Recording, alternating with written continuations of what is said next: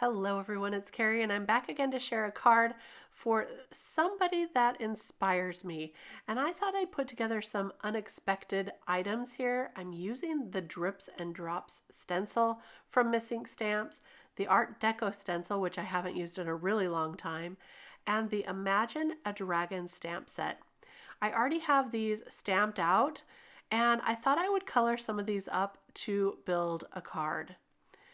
So look how cute these are. I love these. And the fun thing about this dragon set is you can color them any wacky colors you want, something unexpected. They lend themselves to anything like that. I'm going to start first with an A2 size panel, and I'm going to tape off the Drips and Drops stencil just so I get that first little section here. And I'm just using some low tack tape to tape off those other sections. And I'm going to start stenciling this in the center with my lightest color, which is Squeezed Lemonade. Then I'm going to come in the first side here with some hot pink. This is Oxide ink in Picked Raspberry. And then I'll come in the other side with some peacock feathers. And when I blend back through with the yellow and the pink, we get a little orange section there.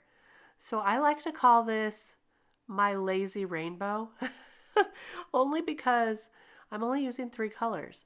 But when you blend them well together, they create a couple more colors. So we've got a little bit of green there going into the peacock feathers as well. And I think that's a really fun look and really simple. So now I'm going to take the mask of that stencil, and I love that Masking Stamps includes the masks as well. And I'm going to mask off the drips and drops and then add my Art Deco stencil. Now this is a very thin stencil and I already have it sprayed on the back with some adhesive that's removable. It's a spray adhesive. So that's going to stay really well in place, and I do recommend that for these really thin stencils. I'm using a light blue, but I inked it on a little bit darker than I normally would just so you could see it better in the video. And I found that when I do things a little too light, that it's hard to tell in the video. So I did this a little bit darker just so you could see those beautiful designs. Now I'm just going to color up our dragon and the rainbow. I am going to use one of the pots of paint there as well. And this is really fun, easy coloring. I'm starting off with the yellow, and then I'm going to use purple for the second layer, or the last layer here. There's 3 different colors you can choose, so choose any colors you want. Make this a fun little rainbow. So I'm using a lighter purple there with that darker purple, and that really gives it a little pop. I forgot to color the little drops at the end of the rainbow, so I'm going to go back and do that now. And for some reason, I decided to go with orange for the first color. I wish I would have done pink, but orange is okay too. I ended up using hot pink on the dragons themselves. So this turned out just fine because I did represent all the colors. So I'm testing out some colors of pink here to color that dragon, and I found a really nice hot pink. I'm going to color his belly completely with that hot pink, and then I'm going to go in with a darker pink and color around the edges. I'm using very simple coloring today just to make these pop, but look, it's just a light pink in the center, dark pink around the edges, and it really looks great. Now I'm going to go in with kind of a blue-green. This is BG32, and I'm going to color the entire dragon with this color, and I'll use the color to add some more shading as well. So I'm really just using one color on this dragon. That makes it so super simple to get these colored up quick. So just one whole layer of this, and then you'll see at the end that I go in and give it some darker shading where I think it will have more shadowing. It's very simple. For the scales on the dragon on his back, I'm going to use pink, some of that darker pink as well, to match his belly, and also for the horns. But I did decide to bring in some blues here. just so I can have all the colors represented. I'm going to color his wings blue. And I use the darker blue on the top and then come in with a lighter blue towards the bottom of his wing. So that's B06 and B21. And now I can use the coordinating dies to cut out the dragon, cut out the rainbow. And I love this die set because see, look, it's going to cut out those drops too around the rainbow. And these dragons makes it so easy with the dies for this particular set. So now that we've got them cut out, we can start laying out our scene here. And I thought this one would be really cute, right? Flying over the top, and then this guy with the paintbrush and his little paint can, and he's like painting the rainbow here. I thought that was really super fun. For the sentiment, I chose one of the sentiments from the Imagine a Dragon stamp set, and this one says, "You inspire me."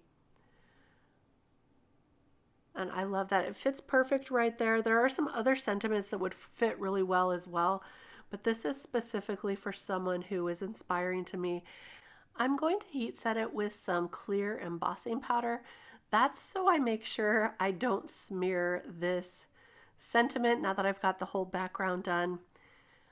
The clear embossing powder traps that ink inside and now it won't smear. It also gives it just a little bit of shine.